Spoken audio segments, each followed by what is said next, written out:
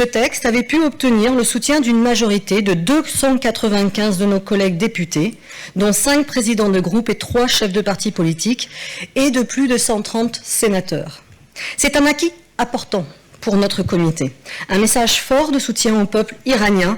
et une démonstration du crédit du CPID et sa composition plurielle au sein de la représentation nationale. Le régime iranien, en soutenant activement l'attaque du 7 octobre, les attaques contre le transport maritime et le libre-échange régional, ainsi qu'en fournissant un soutien financier et militaire aux groupes affiliés, demeure la principale source de guerre et d'instabilité dans la région, comme alerté à plusieurs reprises par la France. Nous condamnons fermement le rôle destructeur du régime iranien au Moyen-Orient et sa politique belliqueuse appelant à la désignation du corps des gardiens de la révolution islamique, le CGRI, comme entité terroriste principale déstabilisant la région. Nous insistons sur la nécessité de tenir responsables les auteurs de violations graves des droits de l'homme en Iran, en particulier la répression des femmes, l'absence de droit à la justice envers les manifestants et les auteurs de crimes contre l'humanité.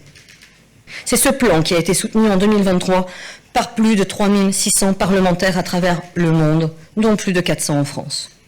Face à l'entrave du régime iranien à toute activité pacifique en faveur du changement et en connaissance du fait que 750 personnes ont été tuées lors des manifestations de 2022-2023, nous considérons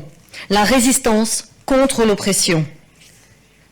comme un droit naturel et imprescriptible pour tout citoyen iranien, conformément à l'article 2 de la Déclaration des droits de l'homme et du citoyen, celle de 1789.